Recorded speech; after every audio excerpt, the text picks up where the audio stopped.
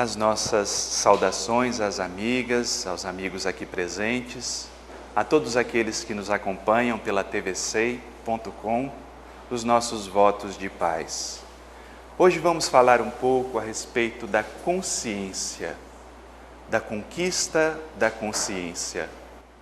Porque nada obstante verificarmos os avanços do homem e da mulher na tecnologia, nas ciências, no campo do conhecimento, nas mais diversas áreas, verificamos que, de certa forma, isso não foi o suficiente para transformarmos o mundo em um mundo de paz.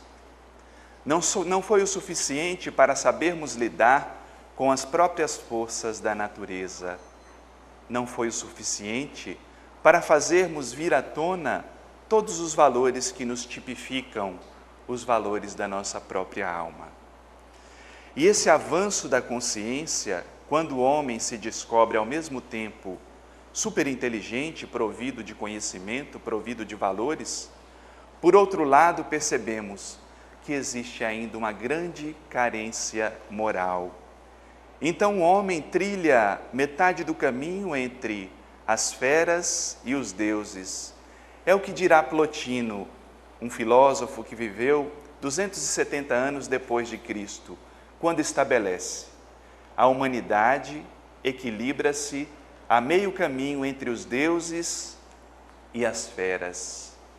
Porque se é verdade que ora esses homens parecem deuses com um D minúsculo, tais as maravilhas da ciência que nos chegam nos dias atuais, por outro lado verificamos nos mesmos noticiários que vêm através da tecnologia as feras que ainda somos.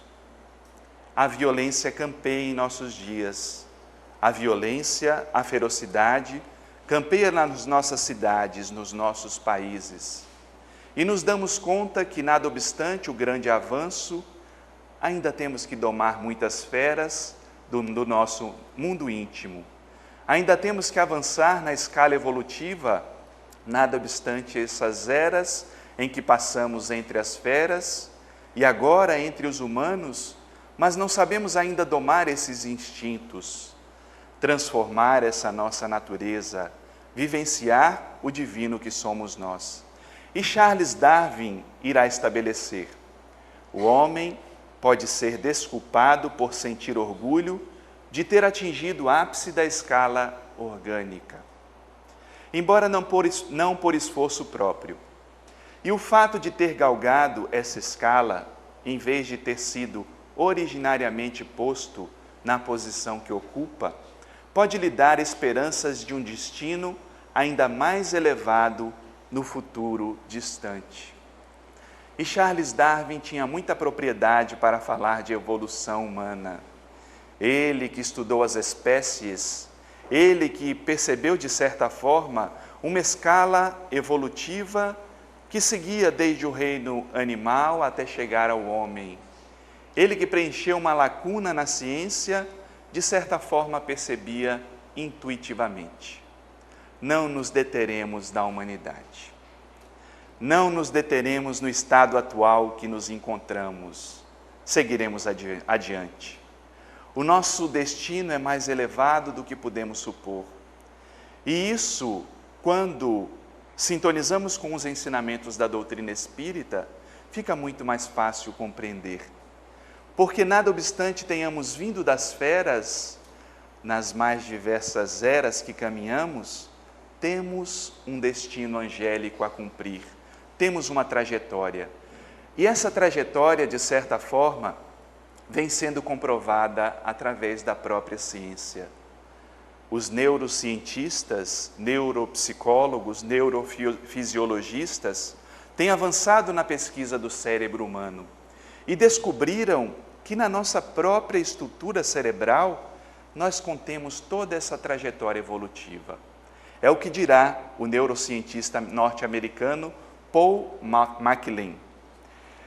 É o que diz Joana na obra Triunfo Pessoal, quando estabelece: considerando-se o cérebro triuno de Paul MacLean, nele encontramos toda a história antropológica do ser desde os primórdios, inscritos na presença do cérebro réptil, passando pelo mamífero e alcançando o neocórtex, onde permanecem valiosas possibilidades ainda não identificadas de todo.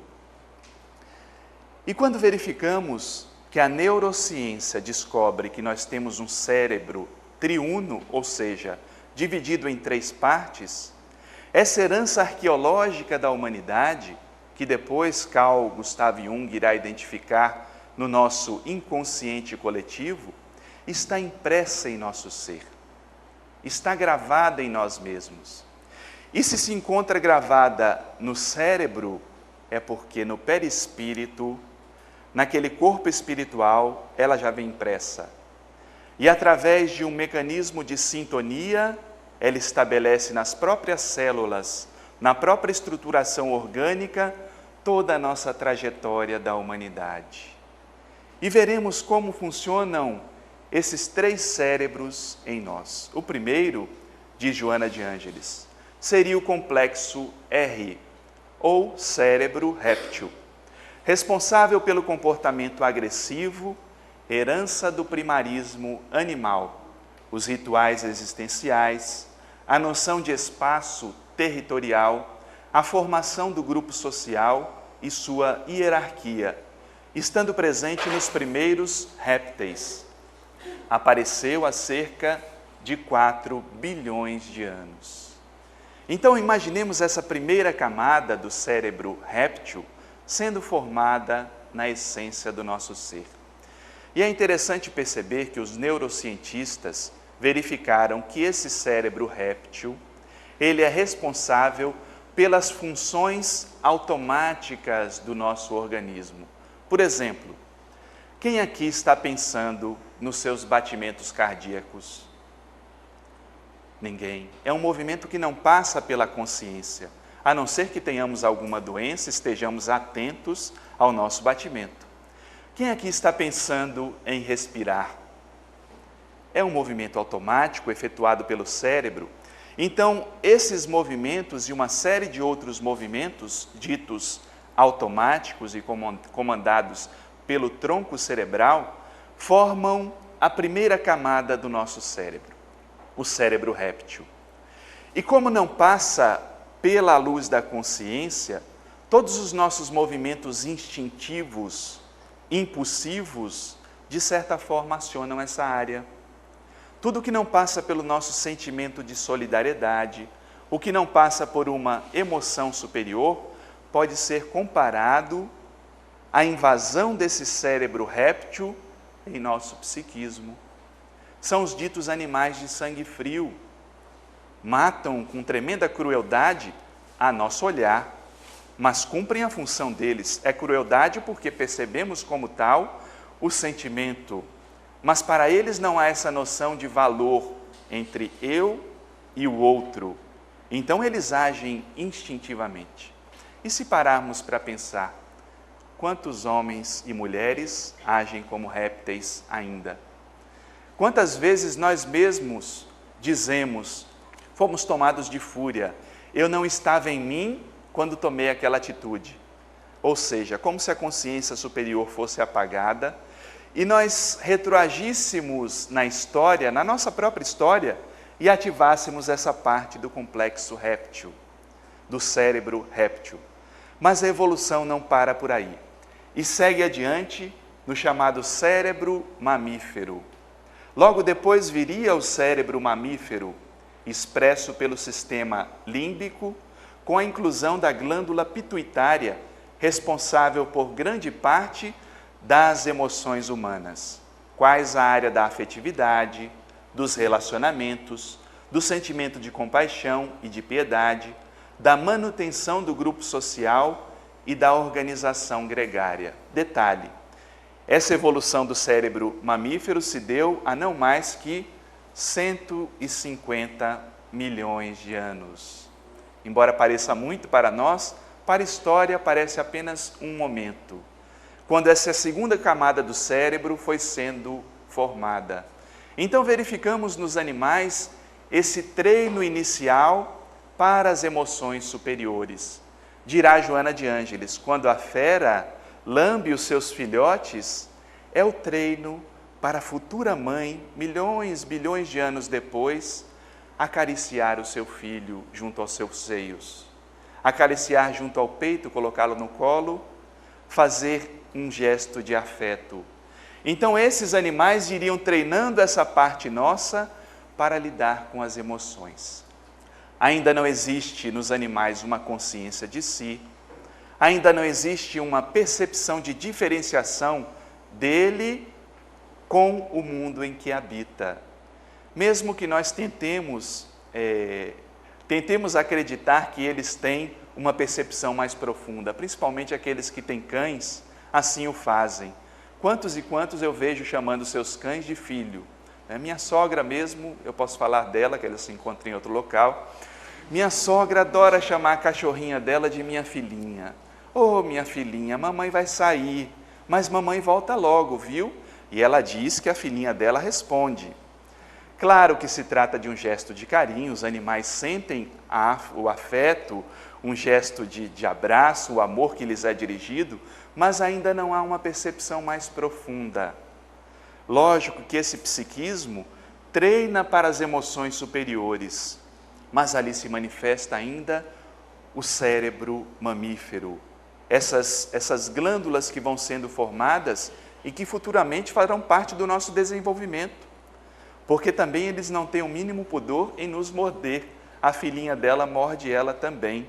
Então, vemos os instintos em predominância, mas um treino para os relacionamentos, as crias que vão protegendo seus filhotes, que vão tendo noção do território, do seu espaço, que vão tendo uma noção de afetuosidade e vão treinando para emoções superiores, que se dá a partir da outra camada do cérebro. Quando Joana estabelece, por fim, o neocórtex, ou cérebro primitivo, encarregado das funções nobres do ser, como a inteligência, o raciocínio, o discernimento, a linguagem, a percepção de tudo quanto ocorre à nossa volta, da administração da visão. Esse último, o cérebro primitivo, resulta da conquista da evolução há apenas algumas dezenas de milhões de anos. Então fomos caminhando, desde aquele contato onde não havia nenhum tipo de consciência com o reino que habitava, não havia nenhum tipo de evolução, de percepção das emoções que faziam parte do nosso ser. Depois fomos treinando essas mesmas emoções e, por fim, quando elas estavam completas em nosso ser, o neocórtex se estabelece no nosso psiquismo, dando origem à consciência. A partir desse momento, dirá Joana de Ângeles, o cérebro se reparte em 3, e todas as conquistas passadas vão sendo arquivadas na nossa estrutura espiritual e também na nossa estrutura orgânica, que traz os registros das eras anteriores vividas para que possamos avançar na escala evolutiva. Porém, o homem do alvorecer, dirá Ken Wilber no livro Éden, que é do Ascensão, começou sua caminhada imerso nos domínios subconscientes da natureza e do corpo, do vegetal ao animal, e inicialmente se percebeu indistinguível do mundo que já evoluíra até aquele ponto. Embora esse homem já tivesse feito as conquistas do passado, ele não se dava conta disso. Embora já tivesse passado da era dos instintos, avançado pelas emoções, a natureza era ainda algo muito incógnita para esse homem do alvorecer. O homem primata, o homem das cavernas e tantas outras denominações arqueológicas que não vem ao caso detalhar, mas que são importantes para percebermos a evolução da consciência humana. Esse homem olhava para o meio ambiente, não tinha nenhuma consciência de como se dava o sol, a chuva, a noite, o dia, por que trovejava, por que os animais corriam atrás dele e ele também tinha que correr atrás dos animais. Então era um ser completamente instintivo. será que nos dias atuais também não somos ainda um pouco instintivos, como esse homem do alvorecer? E Joana de Ângeles irá dizer: todo ele apresentando-se como um formidando aglomerado de automatismos que se expressavam através dos instintos primários, a reprodução, a alimentação e o repouso. A sua era uma experiência instintiva, contínua, sem qualquer contato com a realidade que o cercava. Ou seja, esse homem, e é bom lembrar que esse homem e essa mulher também, porque falamos só os homens das cavernas, não é isso? E as mulheres das cavernas não existiam? Existiam também homens e mulheres da caverna, que nesse alvorecer faziam parte da reprodução instintiva. Era chamada consciência de sono que nos habitava. Não tínhamos nenhum conhecimento do self que somos, não tínhamos nenhum conhecimento da realidade espiritual, não tínhamos conhecimento das reencarnações, não tínhamos conhecimento da vida. Então esse homem vivia apenas para sobreviver. Ele se reproduzia, ele se alimentava e ele participava de um repouso. Mas foram necessários eras, anos nessa caminhada evolutiva para que ele começasse a perceber os seus efeitos na própria natureza. Os seus efeitos também no outro, que o outro possuía sentimentos. Ele também começava a se dar conta das próprias emoções. Então ele começava a caminhar nos pródromos da consciência. E partindo dessa etapa, ele segue adiante no seu pensamento. Porque começando a saber como comportar-se diante das forças desconhecidas e temerárias que dominavam a terra, esse homem agora sonhador desenvolveu pensamento mitológico ou mágico, podendo situar-se com equilíbrio no solo, passando as edificações trabalhadas, com refinamento ou não, protetoras e seguras. É interessante que esse homem passa a observar a própria natureza, como a natureza faz para se proteger. Ele sentia frio, verificava que alguns animais possuíam a pele para lhe cobrir do frio. Então ele pensava para consigo: bem, e se eu colocar uma pele em volta do meu corpo? Começava a construir uma inteligência, um discernimento, percebia que certos tipos de construção poderiam protegê-lo da chuva. Então ele começa de forma rudimentar a fazer também novas construções, a fazer novos tipos de construções que lhe deem abrigo e que propiciem um pouco mais de segurança. E vão desenvolvendo o pensamento mágico. É nessa época que surgem os mitos, porque como ele não compreendia a natureza, ele passa a achar que todas as forças da natureza eram deuses. Começa a dar nome a esses deuses, a deusa lua, o deus sol, o deus das águas, o deus da natureza. Ele começa a estabelecer mitos para que, de certa forma, expliquem o seu comportamento. Começa a fazer sacrifícios para esses deuses, como se os sacrifícios fossem agradar os deuses que ele achava que os punia. Porque quando ele percebia a chuva estragando as suas plantações, os raios levando abaixo as suas próprias construções, ele se sentia punido de alguma forma. Então ele começava a tentar se relacionar com esses deuses de uma maneira mágica. Mas será que esse pensamento mágico não persiste até os dias atuais? Quando nós fazemos promessas, se acontecer isso comigo, eu vou ficar uma semana sem comer tal coisa. Se eu conseguir essa graça, eu vou subir de joelhos a escadaria de alguma igreja famosa. E quantas pessoas não fazem isso até nos dias atuais? Sem nenhuma crítica àqueles que se comportam dessa forma, mas é chamando a atenção que ainda predomina o pensamento mágico na nossa vida. Ou então, se eu torço para o meu time de futebol, eu faço figa, eu fico ali com a mesma camisa às vezes, porque digo, não, se eu trocar a camisa, meu time vai perder. e fico a Copa do Mundo toda assistindo com um determinado tipo de camisa, só que se esquece de um detalhe que ninguém pode chegar mais perto, né? Porque aí se transforma efetivamente no homem das cavernas, porque não pode lavar a camisa também, né? Existe todo um ritual mágico que faz parte desse processo. Então, ainda hoje, continuamos com o pensamento mágico. É por isso que o Espiritismo, de certa forma, chama a atenção para a participação da razão na percepção religiosa.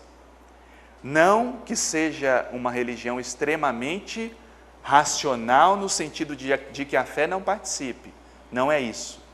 Mas que a fé deve passar também pelo crivo da razão. Tem que ter um movimento lógico naquilo que eu acredito. Não se estabelece uma mágica, não se estabelece o salvacionismo, porque quando eu busco uma religião de forma salvacionista, ou seja, não preciso fazer nada, ela mesmo me salva, eu participo do pensamento mágico. Permaneço preso às fases anteriores do próprio processo evolutivo e não avanço na percepção de que eu tenho responsabilidade sobre o meu processo. Eu tenho responsabilidade na conquista da própria consciência.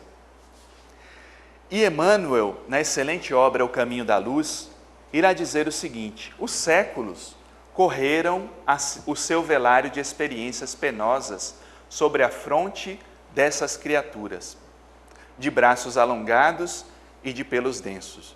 Até que um dia, as hostes do invisível operaram uma definitiva transição no corpo perispiritual pré-existente dos homens primitivos, nas regiões siderais e em certos intervalos de suas reencarnações.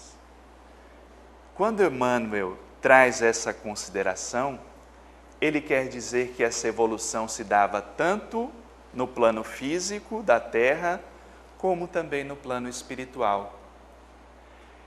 Essa diferenciação do próprio cérebro, esse homem primitivo que vai mudando sua estrutura orgânica, teve um preparo do próprio perispírito.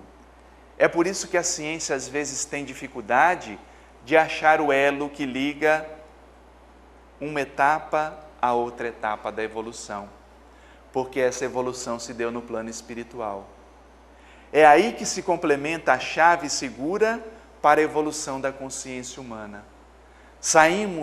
Partimos desde o cérebro réptil, construindo o cérebro mamífero, o neocórtex, o pensamento arcaico, logo depois o pensamento mágico, para que essas mudanças fossem efetivadas tanto na terra como no céu, como diz a própria oração, ou seja, no corpo físico e no corpo espiritual foi sendo operada essa mudança paulatina, gradativa, que fez com que a nossa consciência se ampliasse. Então, partindo desse processo, o pensamento mágico avançou para a conquista de um novo estágio, o egocêntrico, que nele jazia em forma de belicosidade, de ambição desmedida, de reivindicação de direitos, de propriedade, de poder. Então, esse homem primitivo, que se desenvolve ao longo da evolução, chega no momento do pensamento egocêntrico, que quer dizer, mas pode ser resumido da seguinte forma: primeiro eu, depois eu também, depois os meus, e se sobrar alguma coisa eu vou lutar ainda para que seja meu, porque tudo tem que participar da vontade do ego. Esse homem primitivo ainda não tem uma noção de solidariedade. Ele é movido por automatismos. Esse homem vive um egocentrismo que o leva à belicosidade. Será que estamos falando somente dos dias passados? Ou essa belicosidade ainda permanece na nossa estrutura? Será que já avançamos muito se pensarmos em termos morais, do sentimento, da convivência com o outro?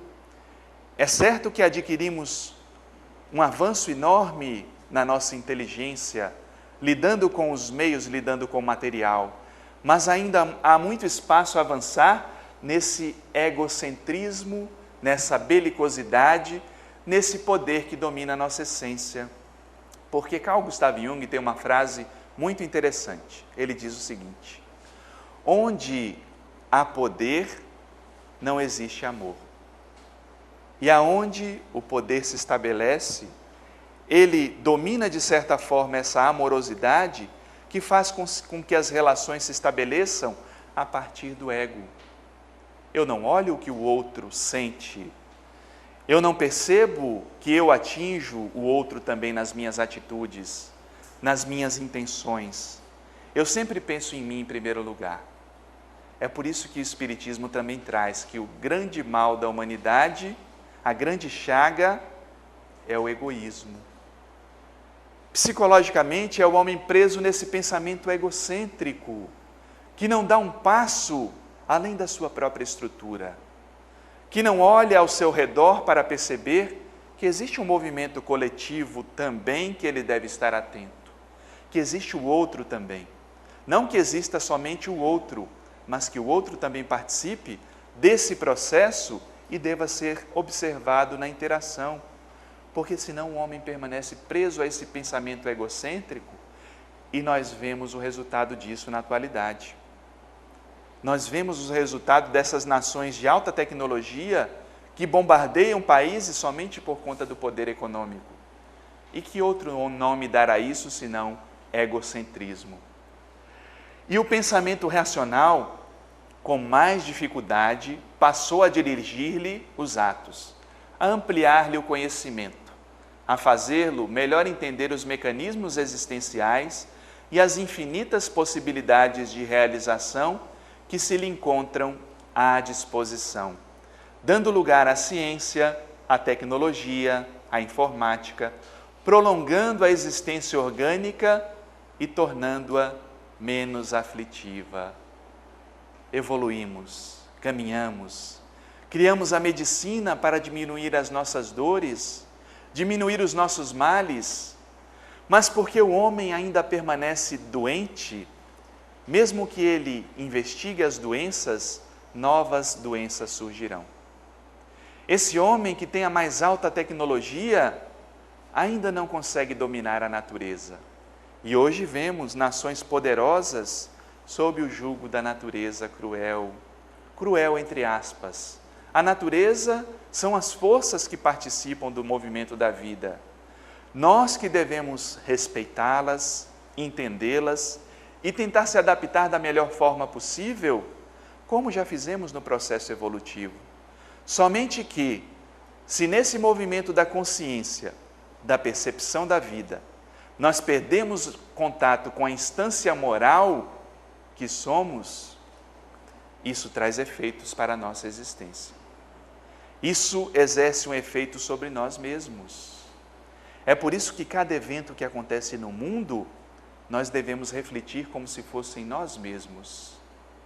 Quando essas nações são dominadas pelos tsunamis, pela força da natureza, pela fúria dos vulcões, dos terremotos, nós devemos nos questionar internamente. Aonde eu sou invadido por uma grande onda? Aonde a onda do discernimento, a onda da sombra ainda faz parte da minha essência? Aonde os meus instintos, as minhas emoções sacodem como um terremoto, chamando a atenção da minha instância e eu não me dou conta? Aonde eu devo avançar além do pensamento arcaico, do pensamento mágico de achar que uma superstição ou um gesto qualquer irá resolver todas as situações da vida para mim e não assumo a parte que me cabe? Aonde eu não faço o trabalho que deve ser feito na vida e permaneço estagnado a esse homem antigo, a essa mulher do passado que deve avançar na escala evolutiva? Porque dirá Joana de Ângeles que, compreensivelmente, após o longuíssimo trânsito pelos instintos e reflexos condicionados, o breve tempo em que foi conquistado o pensamento lógico, este ainda não facultou ao Homo sapiens superar os automatismos a que se encontra fixado, para melhor agir, ao invés de sempre reagir. Onde é que nós reagimos? e não agimos? Onde é que nós somos movimentados por esses automatismos existenciais e baixamos a cabeça e dizemos: a vida é assim mesmo, vou como Deus quer, e vou levando a vida sem uma maior consciência, sem uma maior compreensão, sem uma maior reflexão em torno daquilo que me habita. E o que me habita em essência? Qual é a essência que nos habita? Nós somos dominados por esses automatismos, permanecemos presos a esse passado que faz parte de nós e que já é uma conquista efetiva, ou avançamos ainda mais nessa escala? Porque além da tecnologia, existe o desafio de alcançar o que Joana de Ângeles chama do Homo Noeticus. O Homo Noeticus será aquele que administrará, perceberá em maior insistência, em maior profundidade, os arcanos do próprio universo, porque conhecerá mais a si mesmo. Não há como fugir do processo de autoconhecimento. Se queremos observar o caminhar dessa escala evolutiva, temos que perceber a nós mesmos em nossos automatismos. Aonde eu permaneço automático? Não sei se vocês já viram um filme que eu achei muito interessante. Ele se chama Clique. E esse filme, ele traz uma proposta fantástica, porque em alguns momentos é como se o ator principal detivesse um controle remoto em sua mão. E aí, coisa que é muito chata para ele vivenciar, por exemplo, ele via quando a esposa chegava em casa e começava a conversar com ele, não que as mulheres gostem de conversar muito, de falar muito, é só uma ficção, né, que fique bem claro. E aí, quando começava o blá blá blá, e fala daqui, fala de lá, ele apertava o controle remoto e tudo passava como num passe de mágica. Quando o trabalho estava muito chato e ele tinha que permanecer naquele processo, naquele cansaço, o que ele fazia? Vamos apertar o botão automático, e apertava o controle remoto e tudo passava como num passe de mágica. Aqueles momentos difíceis da vida, quando tem que dar com dores existenciais, quando tem que lidar com as frustrações, lógico, ele iria esquecer do controle remoto? Não. Acionava também um controle remoto, só que depois ele se dá conta. Depois de acionar tantas vezes o controle remoto, o tempo havia passado. Ele já não era mais um garoto, não era mais jovem, não era um menino, era um homem muito bem-sucedido, mas extremamente frustrado, porque a vida havia passado por automatismo. Ele não havia reflexionado a respeito da sua própria existência. Não havia reflexionado na importância das frustrações do dia a dia, porque através das frustrações nós aprendemos também. Ele não havia aprendido com as próprias dores, ele não havia exercitado o diálogo, havia vivido simplesmente por automatismos e não havia lidado com o pensamento lógico, a razão que conquistamos a duras penas e que não deve ser esquecida. Se temos toda essa conquista espiritual, se temos essa conquista em nós mesmos, por que deixá-la esquecida?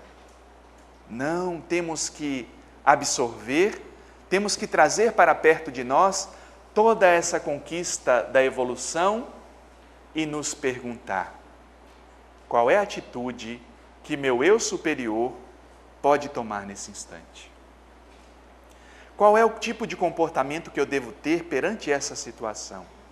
E lidar com todos os momentos, é lógico que alguns momentos serão de dores, lógico que alguns momentos serão de frustrações, lógico que seremos desapontados, não teremos retribuição em alguns instantes, mas a vida é só isso? Ou é a nossa percepção que ainda é muito egocêntrica e não percebe a vida nos treinando para os patamares superiores da existência? Somos nós que não percebemos essa escala evolutiva caminhando para a era do Espírito e temos vontade de que a era de regeneração se estabeleça. Mas nós somos seres regenerados ou somos ainda seres automáticos? Porque eu estarei aonde se encontra a minha consciência. Então, o desenvolvimento coletivo também passa pelo desenvolvimento de cada um de nós. Passa pelo desenvolvimento da nossa própria consciência. Porque complementa Joana de Ângeles, essa inquestionável conquista da vida não cessou ainda. Porquanto ao homem primitivo sucedeu o sapiens. A esse sobrepõe-se o tecnológicos, que irá ensejar o campo para a saga do noéticos, que penetrará com mais facilidade os arcanos do universo. Estamos a meio do caminho entre as feras e os deuses. Qual é o tipo de comportamento que podemos escolher hoje? Podemos permanecer com as feras que nos habitam, com o lobo interior que ainda nos faz tomar decisões precipitadas, impulsivas.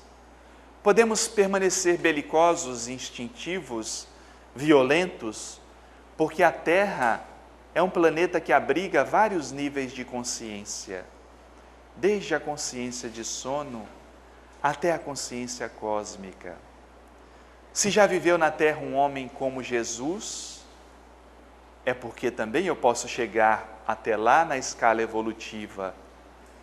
Mas se vive ainda na Terra um homem cruel, viveu na Terra um homem, vivem e viveram homens cruéis, como os ditadores, imperadores, Hitler, Mussolini, eu tenho que perceber aonde a minha natureza ainda também se comporta como tal, porque isso faz parte da minha bagagem evolutiva. Homens e mulheres do mundo, devemos caminhar, não somente a partir do Homo sapiens, conquistando a era da tecnologia.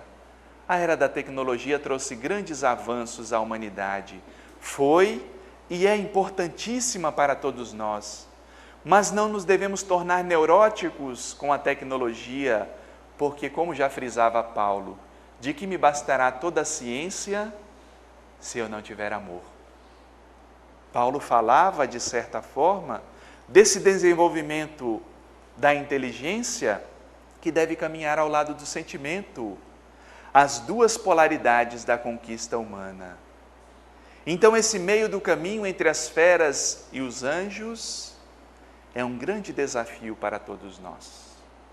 Do discernimento da consciência, do avanço das nossas possibilidades, do abraçar da responsabilidade que nos cabe no mundo. Hoje, quando vemos as grandes potências serem invadidas pelas forças da natureza, devemos nos questionar a respeito dos nossos avanços também.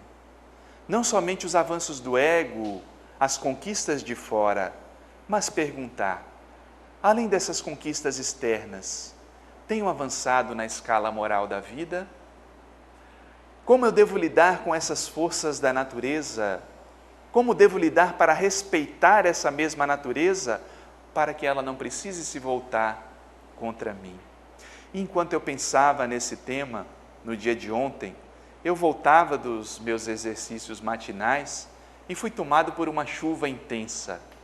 Uma chuva intensa começou a cair e me molhou da cabeça aos pés, me encharcou. E eu fiquei pensando que em mim habitava ainda, de certa forma, o homem das cavernas. Ele faz parte da minha herança, faz parte da minha caminhada. Enquanto eu olhava aquela força intensa da natureza, fechando o tempo, dando trovões, e eu corria para chegar em casa, tentava absorver um pouco daquela força que passava do meu conhecimento, daquela força que ia e que vai além da minha percepção, e me perguntava, aonde eu posso caminhar ainda mais para perceber o anjo que existe em minha natureza, domar as minhas feras, transformar as energias que ainda se encontram nesse caos primitivo dentro de mim, colocá-las a serviço da individuação e a serviço da própria vida. Passando pelo Homo Tecnológicos, chegaremos a esse Homo Noéticos, que possibilitará compreender os grandes arcanos do universo. Fiquemos então aqui nas nossas reflexões a respeito da consciência. As nossas saudações e votos de muita paz. Até o nosso próximo encontro.